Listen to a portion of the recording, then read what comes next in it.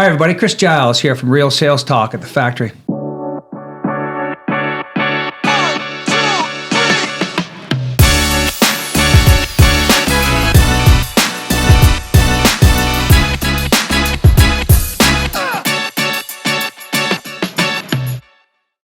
Excited to have you back. Every time we take real information from real people, talk about sales and business, and we talk about it. That's Real Sales Talk. What we try to do is educate you and drive information from the person into the screen, hoping to create better information, better resources. Any comments, anything you need at the end, let us know. We'd like to answer your questions. I'm blessed to have here with me Shawn Brushett. Welcome, Shawn. Pleasure to be here, Chris. Really appreciate it. No problem. Allow me to introduce my friend Shawn Brushett. Known Shawn Brushett for a number of years through sports, as well as a number of activities, but the most important way I know Shawn is Shawn worked for me at Dynamic Connections. He started out in a position helping at the very beginning stages of the operations and helped to grow the business exponentially to the point of becoming the vice president and running the company. Shawn is the epitome of what real sales is all about. I am successful because of this young man right here. He is unbelievable.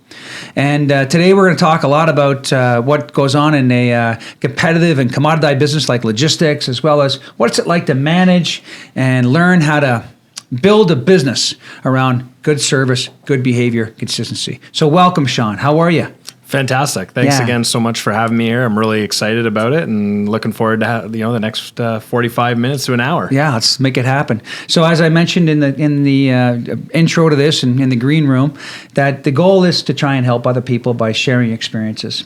And I think the most important thing we can share is maybe tell us a little bit about what you do at your company and what your role is to help them understand, give them a context to who you are. Definitely. So as you mentioned, Dynamic Connections, third-party transportation company, specialized in North America and really focused on the cross-border movements from Canada to the U.S. and U.S. back to Canada. What my primary responsibilities really entail are ensuring that our team is doing and taking care of our customers. Right. As a third party, we don't actually own the trucks, so it's extremely important that we differentiate ourselves.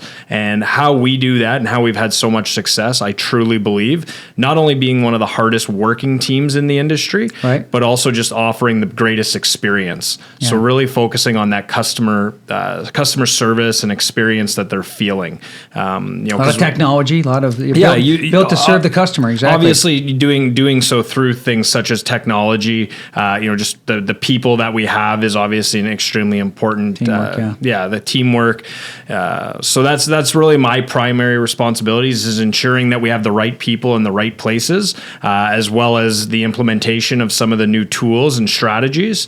And I do so with a great team. Awesome. Yeah, I know the team well. Of course, I participate in them. Shawn was critical as I sold the business. There's a lot of things that are going to come out during this time, but we're going to talk a little bit later about all the different processes that happen in business, especially in logistics, but they parallel every situation.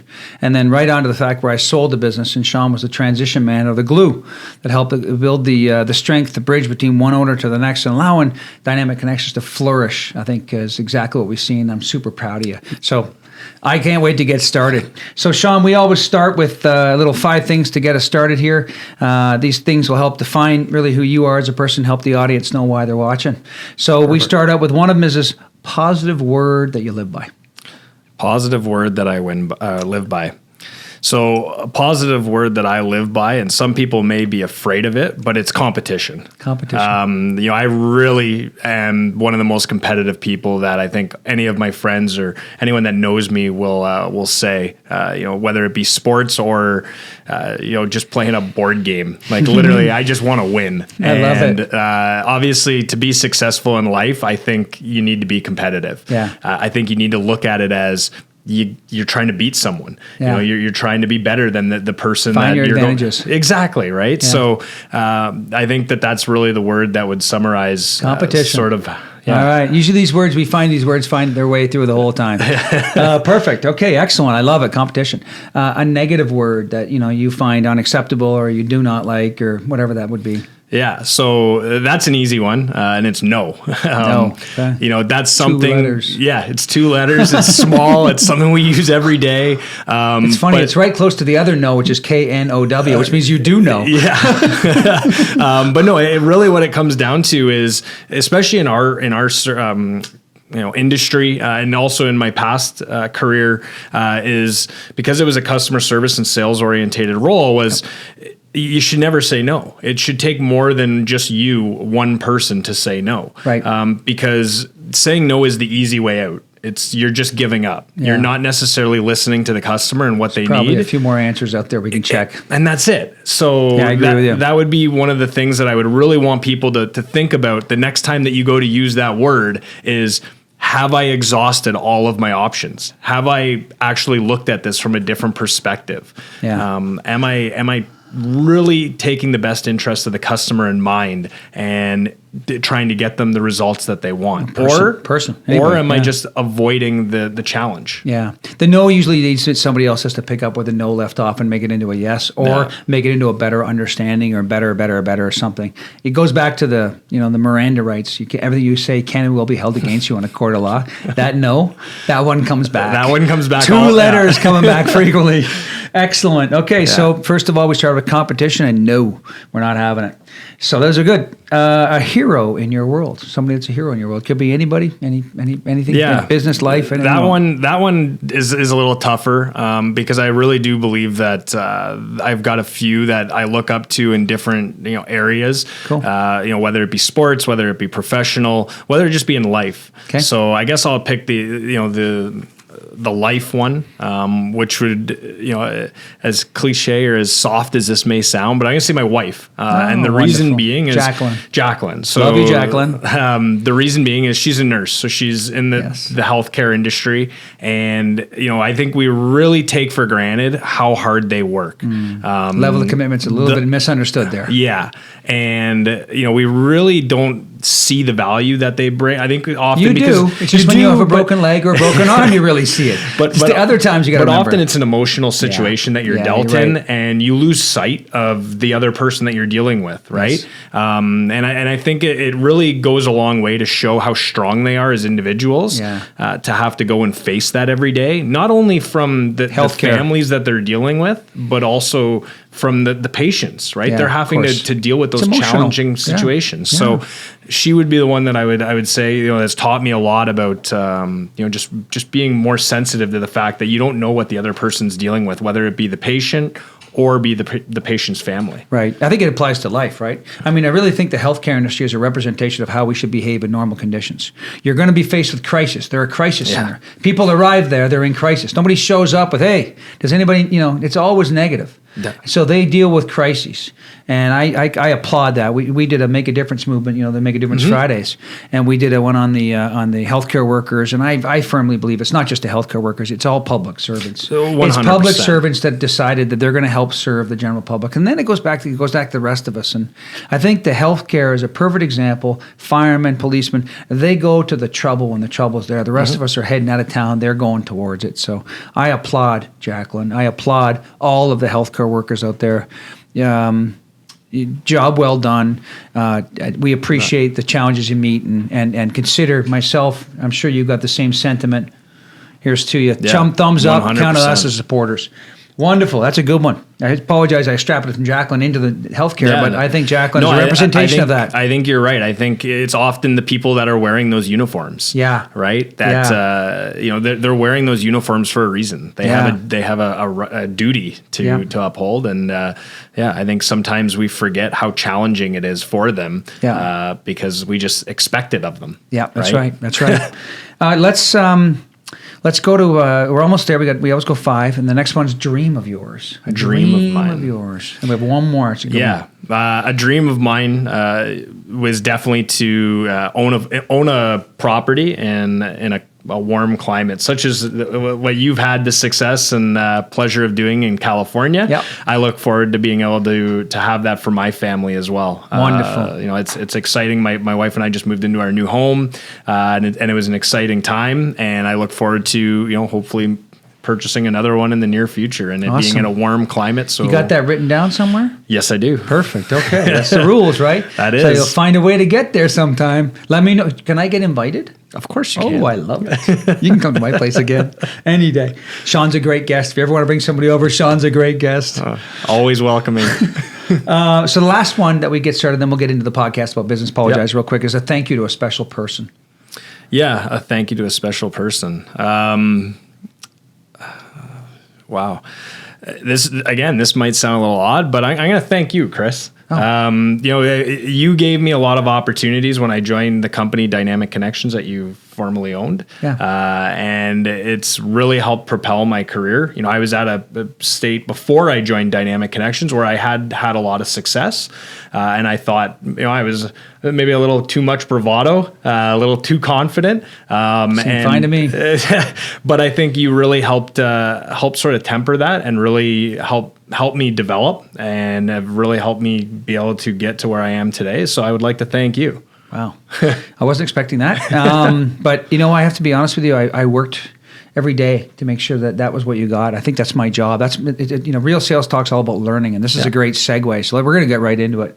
But, I think that was my job as was your manager, as the owner, to do that for you, just like you were doing it for the people and helping everybody. And I think I feel blessed that you said that, and I'll do better because of it. And I'm grateful. You're a fantastic businessman. So let's get a little bit into the business stuff. Sounds good. And we'll go from there. So we talked about today, the theme would be, how do you stand out in a competitive, commoditized environment like logistics? Yeah. Where it seems like it's moving with Uber to technology, where, where is this going? It seems like it's uber competitive, all these different things. And I know Dynamic Connections is going to be right at the front of the pack. Yep. But tell us from your experiences, from your world, what you can help the people out there understand. How are we going to do this? So let's start off with it right away. How do you sell in that kind of environment?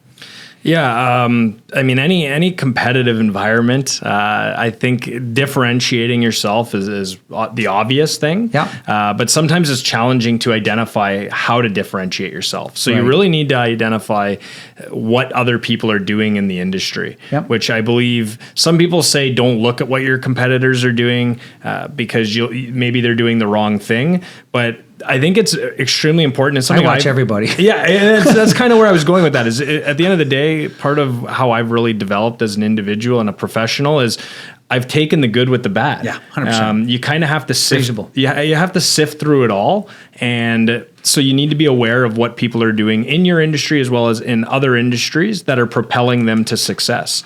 So that would be one thing. Another thing. Where do you get that information from? Like, where are you getting that from? That's the real stuff people want to know. Everybody wants to know what their competitors are. There's a bunch of different channels that I use personally. Okay. The obvious one is my network. Yeah. I'm constantly talking to people. I'm very active in sports, but both in golf and hockey. Yep. So when I'm in those environments, I'm constantly asking questions. Who do you work for? Yeah. What do you do? What's going on in your business, this world? Good. And having that genuine curiosity really has allowed me to educate myself far beyond what books and school, I believe, will educate you with. Yeah. Because it's real life. Well, it's happening all the time. It's real life experiences, which is what this is all about, what we're discussing right now. Real sales talk. Exactly. So I think that's one thing, is just using that network that you have. Yeah. And then secondly is using the platforms that are available. So stuff such as LinkedIn, obviously, different publications, any sort of seminars and conferences that you can go to. Cool. Put yourself out there. But I think back to Shawn's comment. Good comment there. It's always about tips, right, Shawn? We're always trying to help. We're learning from what you just said, and I love what you just said. So conferences, seminars, all those different things. I like the LinkedIn. And I think that is something that I think you brought up there as a good point, because that's a resource where you can actually sit at your desk and learn some stuff. And listen, you can sit anywhere. It's on your phone. Excuse me, it's on your phone. You're right. But I love that because that's where we should be. I'm a firm believer: education. I mean, we have to go to school as kids. Yes, we should understand why we went to school as kids, and therefore do it as adults. Well, and I think that's gets lost sometimes, right? Is the learning. People think that once they get a job, it's like they just do their job, and once they're good at it, it just becomes mundane and redundant, and they just lose the passion. Whereas in school, you remain passionate because you're constantly learning. Yeah, testing. Right? Yeah, testing, like you're constantly being tested and having to put that stuff into action. So I think that's something that you really got to be challenging yourself and challenging your people if you're in a leadership role. That's how you're going to get the most out of them. Yeah, cool. So I derailed you there, but I'm glad I did because that was a good tip. Yeah. But you were saying get information from your network. Yeah, talk about back to the selling thing. What's going on there? And then you got more information now. I think the knowledge, we've talked about that being the foundation. The knowledge. Another thing as well as something that I think often is an oversight of a lot of companies, and maybe with the younger generation, or it might not even be a generation thing. I think it's just the way that we're communicating now. Because we're not picking up the phone and talking to one another, we're not having as many face-to-face interactions. We're doing a lot of stuff. Yeah, you're not as sensitive to the fact that it's a person. Yeah, right. Be respectful. Breathing. Yeah, be respectful. Just be nice, be kind. Couldn't agree more. Be genuine. Well, it's the 6 degrees of separation. I mean, for everybody out there, I am a firm believer. Return voicemails, return emails, and just communicate with people. Yeah. Because for two big reasons. One, you would expect the same courtesy back. Yep. And number two, we never know where this world is going to take us. And a lesson I was taught many years ago is you can't have enough friends. Yeah. And that was by a very wise man, and it made some sense.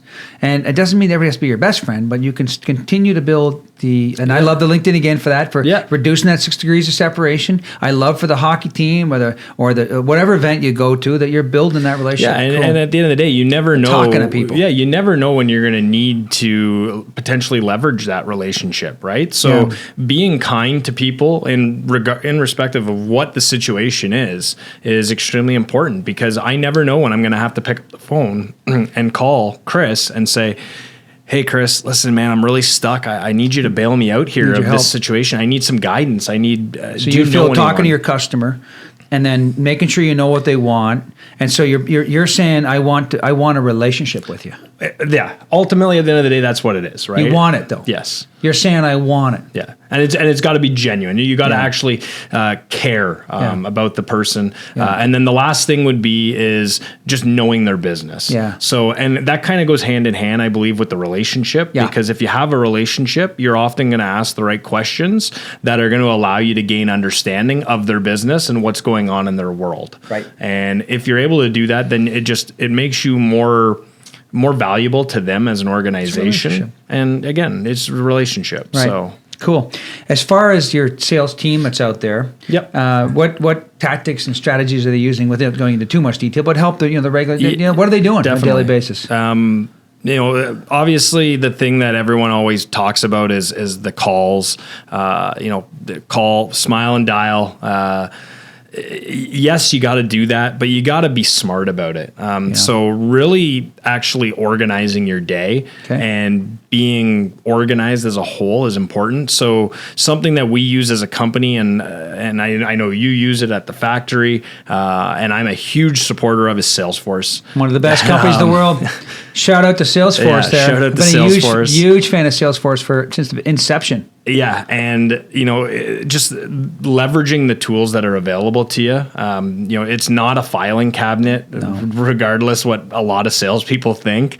It's an amazing tool that allows you to collect. It's your toolbox. Exactly, allows you the ability to collect great data about your customer or prospect, for that matter, and make better and more informed decisions to help them with their business. Yeah. So that's really what our salespeople are doing, is they're using the tools that are are available to them, Salesforce, and they're being persistent with their approach to the customers, and they're being organized because they're not coming into the day not knowing what their objective is. Right. They have their clear goals. They're actually in our office. They're displayed on televisions throughout the entire office. KPIs. I know those televisions. Exactly. You've got the KPIs. You helped put them there. Yeah. And they're right in front of everyone. You can't miss them. You can't hide from them. And nor should you, because the operational people cannot hide from the numbers. Nope. And so for salespeople, I've been a salesperson, operations owner, whatever you want to call it. I have felt the same way both with how I behave in real life, in business life, as well as in real life.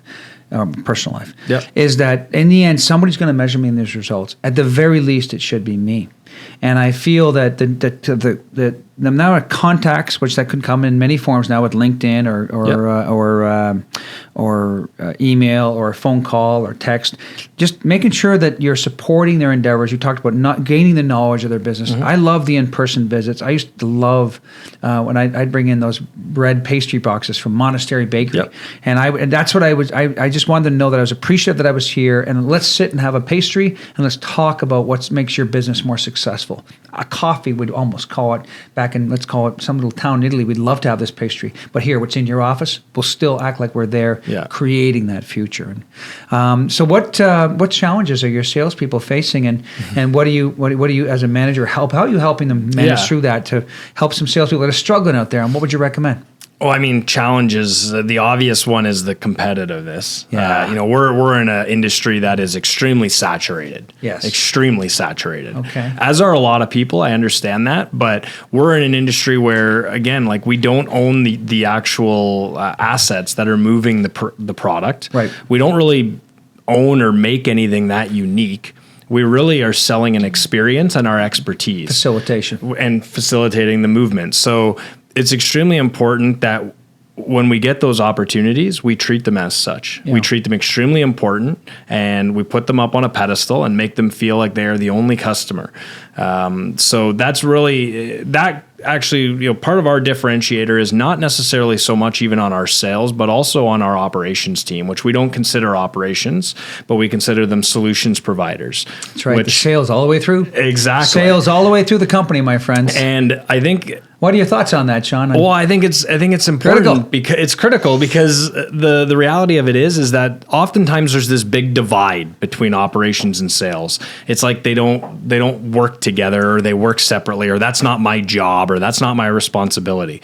Whereas when you instill that culture that it's everyone's job and everyone's responsibility, much like a sports team where it's do whatever it takes. Yep. Then you do whatever it takes. And ultimately, I think that's what's led Dynamic Connections to be as successful as we are. And I believe it's why the Faktori will be as successful as they are, and why a lot of companies. I think that you're exactly right. The process is critical, and then you got to make sure that you have that knowledge of what you have and what they do. Yeah. And I think if you look back at your situations, remember, like I always like to, the selling is so interesting because it does to come down to perseverance and targeting correctly. Mm-hmm. So those are all, I always consider like a military operation. But with military operations, they have problems. So why don't we talk a little bit about this? Because I think this is the biggest thing. Well, how do you deal with the challenges and problems when they happen? How do you sell out of that? Well, and that was sort of where I was leading up to was how do I help and where I get involved? Where do I get involved? So when I get involved is often when the problems occur, and most people are afraid of the problems, which. What's our word we used to use? Problems are your greatest opportunity. Must be. And the reality of it is that I'm okay with people being afraid of the problems. Right. It's reality. Because it is. And not everyone is necessarily comfortable, confident, or equipped to maybe handle those situations, which is fair. Yep. That's fine. That's, to each their own. But again, instilling that culture where it's okay to be afraid of that, but communicating it effectively allows me to go after it.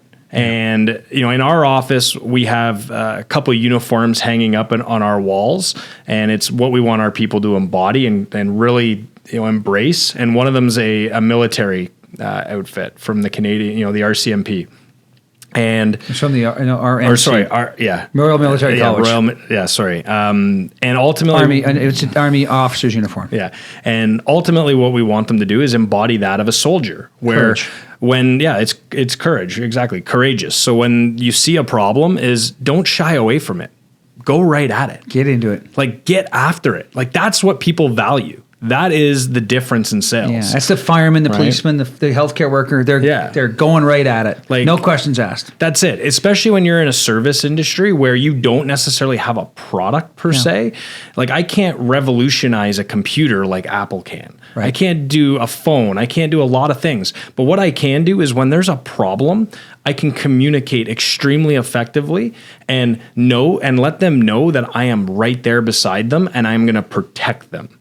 Yeah. And that's what makes the difference. I think so too. And I think one of the things that Shawn, that's important. You talked about getting through the problem, but I think in reference to Shawn, one of the best things that you did, certainly for me, and I've seen it happen multiple times, is you were always so clever to do an autopsy afterwards, and then assist the customer and the players within, that might be playing, could be external, internal, into what went wrong and what we can do to avoid it. And I think you would agree that's probably one of the best things that you learned to teach your team, right? Yeah, again, I mean, at the end of the day, it's similar to when you're, as a salesperson, you create goals, you have your KPIs, you've got to put together a plan and a strategy and how you're going to execute that. Right. It's the same as when you're dealing with a problem. Is once the problem has been resolved, putting together an action plan that or some sort of concept or process or something that's going to allow you to avoid it in the future. And face the consequences of your action, but get into the new reality. Yeah, I love it. And again, just understand it will come with consequences. Don't 100%. Be afraid of it. No. It's real. It's life. It's real. It's not going to stop. I think it's one of the most important things that's happens in business is that problem opportunity. I talk about it. I almost talk about it every time in our videos or I think it's because that's when everybody's paying attention. Yeah. That's when everybody has got their eyes are on the prize. And so if you're right there, who's the person who maybe even destroyed the prize, maybe they realize that you didn't mean it, and therefore let's get to the bottom of it, and where's the root cause? What can we do about it? How can we all work together? Well, and I think actually where you're going with that is even more important is all eyes are on it. Yeah. Like it's no longer Chris and I's relationship. You got bosses, you've got salespeople, you've got it's got a tsunami everyone. Of times. So again, it's your biggest opportunity because if you do it properly and correctly, that person says, "Who is this guy? Yeah, how do love the Marine? Yeah, we don't get rid of him. He's the one that he was right there all the way through. Whereas if you do it incorrectly and you just kind of let it lie and let everything just kind of take over. Hope they don't remember. Dirt under the rug. Well, hope they don't forget that I put them in that spot for 2 days. Yeah, made the guy all stressed out at his daughter's wedding.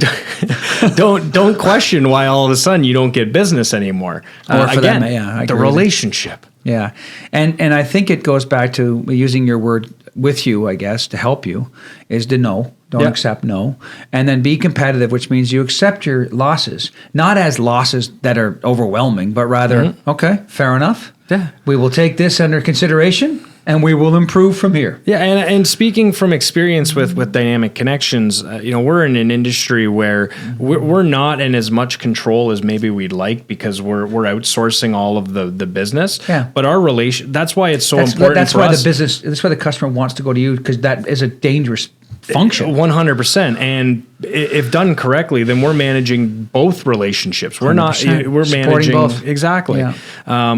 You're right. That's a great point. And that's probably the case in almost every situation. I always feel like when we sell to somebody, we forget that there's all these other people affected. Yes. So not only are you in a relationship with your case with your customer, but you're in a relationship with their customer. Yep. You're in a relationship with the multiple carriers, drivers, personnel that will touch it. You're in a relationship with your own personal team, and then we have the customer's selling to this customer, and so on and so on. Well, and again, just using an example from our world, which is moving the freight, and oftentimes finished goods, such as like in this studio, this table that we're sitting at, someone had to design it, someone manufactured it, they then packaged it, And not to mention all the sales and everything that had to go in between, that process could have taken them a year to a year and a half. And in my world, I can screw up that entire process in one day. Well, when somebody drops something on it, it's over. That's it. Yeah. So if the communication in respects to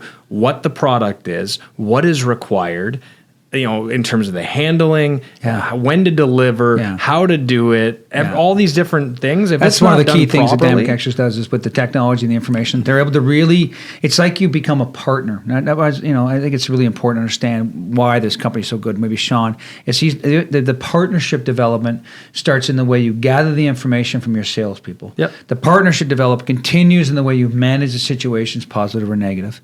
And so I think it's really important. So let's talk about partnership development, because you've had positives and negative situations. Yep. I always like to attack the negative, and I apologize, but we'll hit on both. Why don't you talk about a great situation? You don't have to give the company name, but maybe get into a quick situation about a positive. But I want you to spend a couple minutes on a negative and how you navigated backwards. Yeah. Well, and the beautiful thing about it is that in most cases you can get it in one example. I believe so. I'm going to. Oh, wonderful. I have an example where it's a partner of ours that we use every day. Wonderful. And I have a fabulous relationship with them and with the owners to a point where I actually had him attend my wedding. And I know who I'm speaking about. Yep. Good friends of ours at Service friends, Pro. Exactly. Excellent company, owned by the Mead family. When I need them to do Excellent. something. Vancouver, California. Yeah. Fantastic people. And not as good as Dynamic Connections, but they're just as good. And when I need them to do something for me, they always say yes. Yeah, they're no great matter people. what it is. They always say yes. Great. And we've had our challenges and our difficulties. But when we've had the problems, they've stayed beside me. Yeah, they're They've great said, company. Shawn, what do you need me to do? Yeah. Right? And the problems are just the reality, right? That goes back to the partnership. Their company is so good at dealing with them because they know they're going to happen, just like they're going to happen for your situation. Great. So the partnership development from a customer side, let's talk about it from a customer side. Talk to me through how do you really build a strong relationship with customers? Yeah, so in our company, it's a little bit different than maybe some because of the culture that we have where it's not sales versus operations. It is a sales organization. Right. We don't stop with the salesperson bringing it into the building. We then literally wrap them up in a blanket and they don't know what's going on. They're like so sort of surprised by this overwhelming experience that they're feeling because they get the salesperson who brings them in and talks and says, yeah, we're the greatest and come and join us and you're going to love it and you're going to feel this and feel that. And then all of a sudden we hand it off to one of our ops people, our solutions providers, and they bring them in, they welcome them, they understand, they ask all the right questions. What are you saying? The sales never stops, right? The sale never stops. So everybody knows the sales process. They know why they exist. They know what they're doing. It goes back to the why. Everybody knows their role. Exactly. And then on top of that, then we add that additional layer where they then have a direct line to either myself or the president and owner, Steve. Yeah. And they feel that. So when they have a problem, they know that there's always someone that they can speak to. Yeah. To as well as it's all underpinned by technology and everything's available online. Exactly. Yeah, perfect. But So I think again, it's the development of the partnership is directly related to being aware of what their needs are and focusing on their needs. And treating it like a relationship, treating it like a marriage. Like it's like it's all hands on deck. It's like do whatever it takes. Protect them at all costs. Couldn't agree more. Well, it just makes more sense, right? Because you see these people and you look at them and you look them in the eyes and it feels good. I've been blessed to have so many customers, and for all my customers out there, I'm sure I've told you, but I can't tell you how much I appreciate everything you've ever done for me, and I exist because of you. And I'm sure we all feel the same way, but I just wanted to let you know specifically from me, and I'm sure you feel the same. Yeah, 100%. Names not to be spoken, but you know who you are. Okay, awesome. And we've traveled a long way here. It's been an awesome time so far. And I like to get a little bit of mix in here. So we're going to just mix in some key advice you've received from some people and you'd like to share. And if you want to talk about it, gave you the advice, great. If not, just tell us what the advice is and maybe how they can use it in their advantages to go forward. Yeah. Just key advice points. Yeah, I mean, a lot of the things that come to mind would have been stuff that I would have learned under you, Chris, during my time at Dynamic Connections. I didn't realize this was going to be talk about me thing. Sorry about that. I wouldn't have let him that way, folks. Such as just like the problem is your biggest opportunity, and just things such as that. Okay. But who's somebody else? Yeah, I mean, one of them that I was going to reference, and it's funny because you kind of referenced it just a few seconds ago, was with Simon Sinek, and I've never met the man, but I watch all of his material. What do you feel he does for you? Great, Simon Sinek, my friends, watch Simon Sinek. Let's see what he says. Yeah, and the one that really resonated with me was one that was shared to us by a co-op student. Funny enough, Brendan, who I don't know where he's landed now. He's at Twitter for a while, and I don't know where he's gone. But he brought it to our attention, and it was all about the why. Yeah, and it really just puts things into perspective when you think about it. And it talked. The reference point that it used was Apple, and Apple is this amazing company that at the end of the day they just make another computer. But yet they beat the living daylights out of everyone else. And why is that? Right? Well, because I think it's perspective. It's pretty hard to be different, but it is interesting to have a different perspective. Yes. And that's what they've embodied. Yeah. And it's really interesting to listen to his perspective on that and how he's able to use those reference points that are so close to us. To really Simon understand Sinek, the why. That's a good one. There's lots of them. And really, no offense to everybody else out there, because you could get the same information from my grandmother, or there's other great wisdom people out there. Simon's done a good job.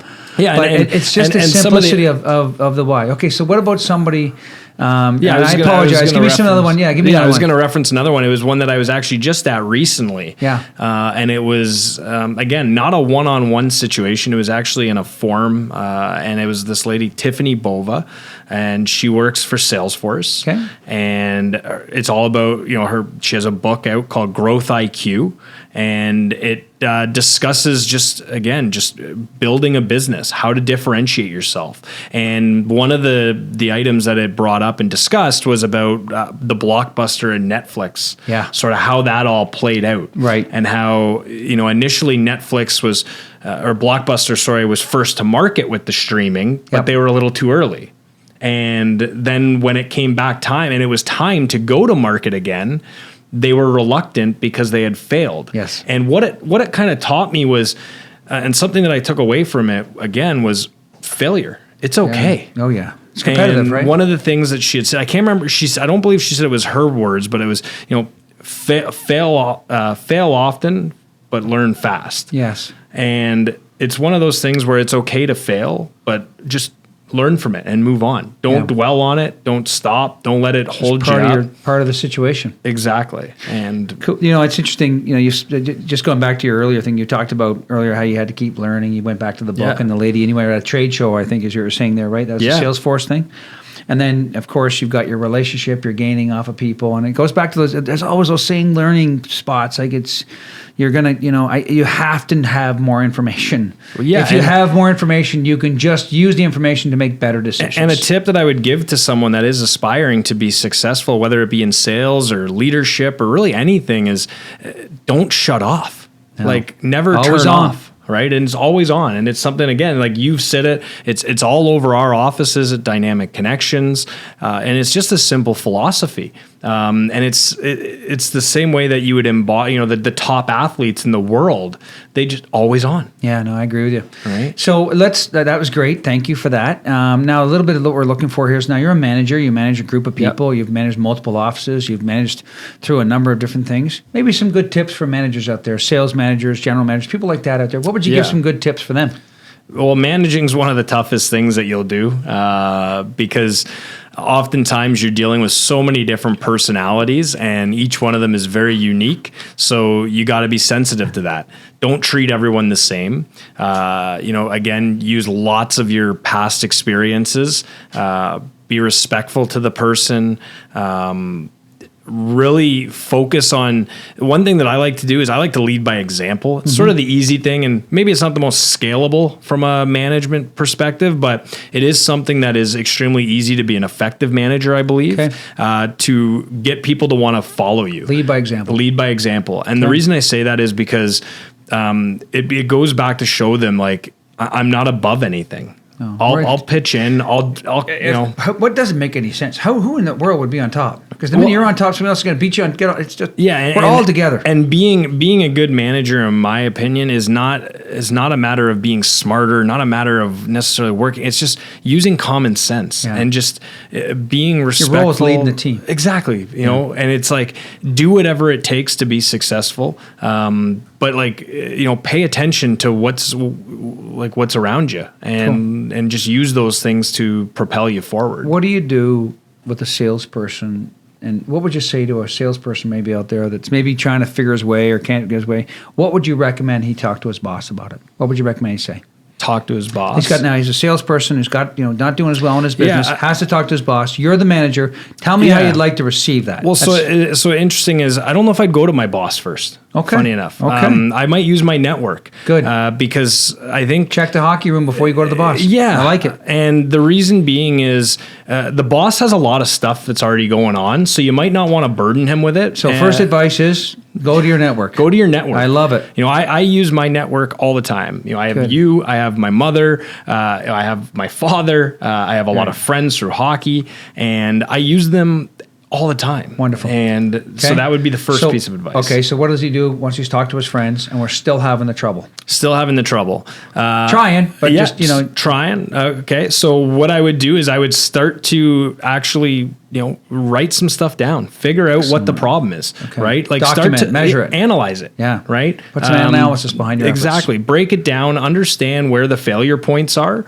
understand if it's something that, it could be as simple as maybe I need to do something differently, maybe I'm not doing it, maybe I'm just doing it and I'm not understanding why I'm doing it. Right. So, understand what your direction is first before, again, you take the next step. And then now we've talked to the peers, we've talked to our coworkers, we've written things down. We're now going to go talk to you. Then you go to the boss and then you just have an open and candid conversation.